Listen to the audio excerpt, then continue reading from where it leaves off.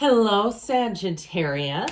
Welcome to Higher Source Tarot for a tarot and oracle card reading for all Sagittarius. All right, we are going to start right away here with an oracle card. You have new territory, meant to try new things in life, a walk in unfamiliar territory, enabling success through learning. So sort of feeling your way through something, not letting it hold you back from trying something new. This may be a time too, if you're looking for a new fresh start, a great time to begin something new. If you're starting a new job or you're saying, I have no choice, I lost the old one. Hey, it happens. Now today we're going to have a general intuitive reading, and I feel the need to explain this because somebody left me a comment. They thought the final card was the outcome. This is not a Celtic cross style reading. It's an intuitive. So I'm taking all the cards collectively. So don't let that scare you off. If you see the last card is like something you don't want, okay, I thought that was an interesting interpretation by this person. I was glad they said something.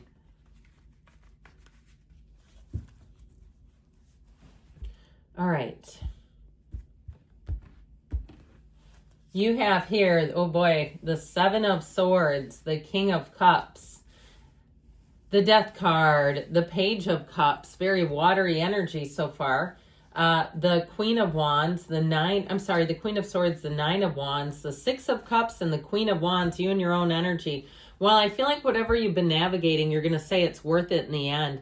I actually like having these court cards here. Only one major arcana. You have the Death card, Scorpio energy. We have Pisces, Cancer, Scorpio. We have air and fire as well. But something about this, I really do like it in terms of leaning into your heart's desires, being in a place where you're feeling really confident, you're feeling good about your life, and you're feeling like there's nothing looming over you. So if you did have something that felt like it was holding you up, I feel like you're letting go of that. You're moving out of that. It's just like finding your happy place. That's how I get it with this. I think you're going to be in a place in this next phase where you're just, like I said, feeling really good about some things. The Seven of Swords energy, especially when you have the Queen of Swords here, is not much of a match for you intellectually. So you might find you catch other people's mistakes quite frequently. I feel like for somebody, if it's work related, the person, if it's somebody you work with, they're not going to like it. And that your boss or the employees around you might not make a big deal out of it because they don't want this one to feel bad. But I feel like if it's a mistake you catch that's outside of your job, like it's something else you're dealing with, another company, you're going to be lauded with praise. They're going to want to put you on things. I still kind of feel like that either way, but I just feel like if it's somebody around you, it doesn't seem like it gets nearly as much attention. It's like, you know how it is.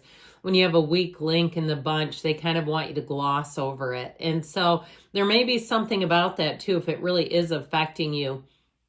Now, I also get too, if somebody has a person around them where you've been carrying them, okay, you've been doing a lot of their job for them, especially if they're close to retirement and they've kind of just petered out on you, or they just haven't kept up with some new systems. They're just not really all that interested in learning it because they know they're going to retire soon.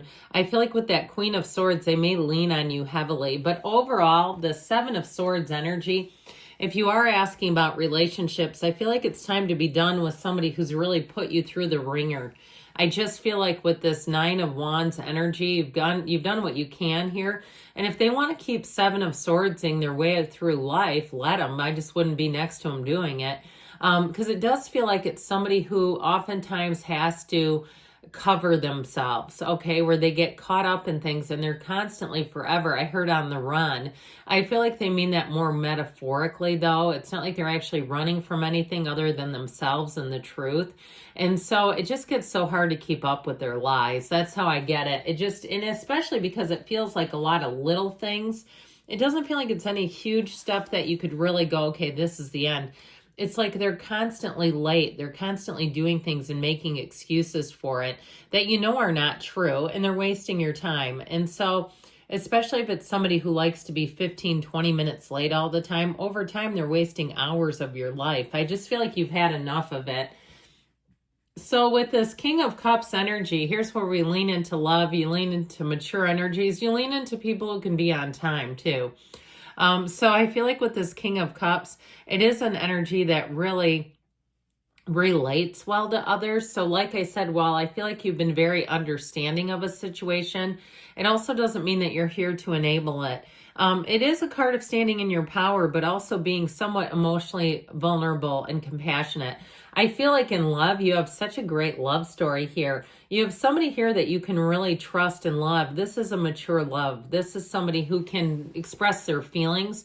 And if you want, if you need to have mature conversations, they don't get scared off by that. If you had one in the past who did, I feel like they're not ready. They're not at the level of even being able to have mature discussions about life and about what do you want from this? Where are we going with this? That sort of thing. So with this King of Cups, I definitely feel like you have one coming in that you're going to be feeling the love for, and vice versa. It's somebody you can really let your guard down with. You have it multiple times here too. A romantic energy, yes, but it's like that ability to really be able to trust them with anything. And you can trust too, they can be on time, okay? They're not constantly late and sputtering and stammering, trying to make excuses for their own behaviors. So with the Death card here, old habits die hard, I heard. But ultimately with the Death card, it is a wonderful energy here because it wipes the slate clean. So if you've been in a pattern, and even if it did kind of tip over into enabling, you've got big changes coming in. This can be moving, leaving relationships. Like I said, you've got new territory. But with the Death card, I think what gets overlooked about this can be joyfully exhilarating. This can be a very exciting energy. And it's ultimately an ending that we must embrace. So there's something coming to a conclusion here for you, but they're telling you good things are coming. That conclusion is not the end. It's just the beginning for you. And it does lead to a spiritual transformation. So know that when you have the Death card, it really is time for a new phase to begin. You've completed something, the end of something, if it's a behavior, if it's a pattern of behaviors, and it really does put you on the right path. So the Page of Cups can also be kind of a good luck offering.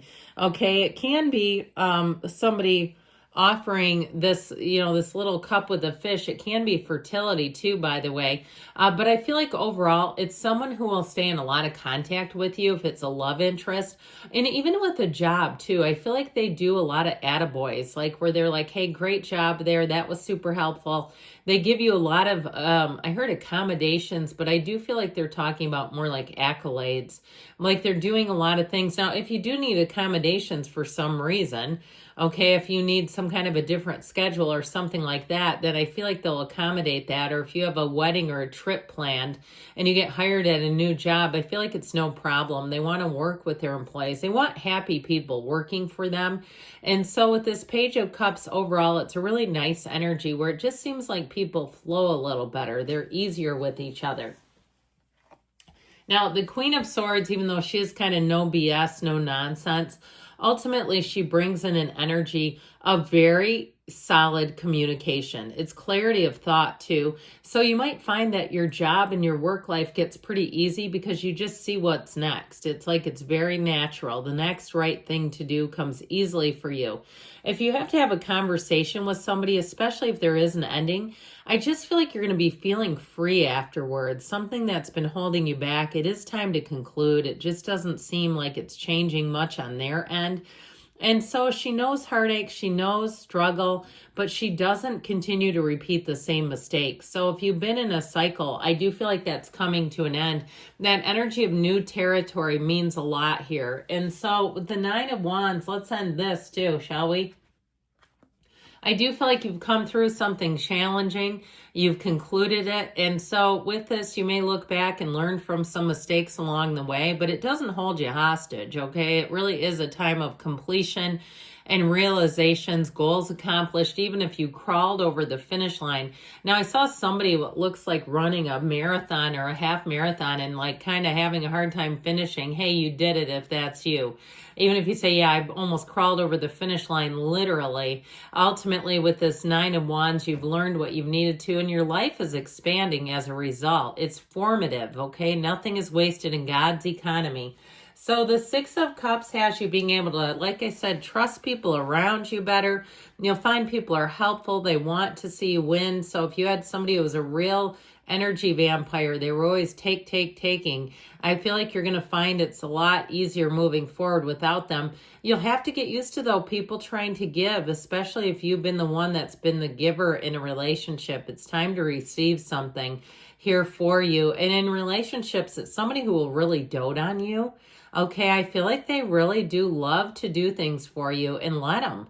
Okay, let them, all right? There's nothing wrong with that. So the Queen of Wands, it could be another fire sign you're attracting, but whoever it is, they're quite passionate, sultry. You've got nice chemistry coming in. You've got loyalty, and I feel like you are in one of those relationships, or you will be, where it's very flexible. There's some days you could just stay inside for hours together. Other days you just seem in sync, where you're amped and ready to get out and explore the world. But with the Queen of Wands, know that your energy is intoxicating. You're going to get a lot of attention and attraction in that energy. All right, let's see what the yes and no can tell you.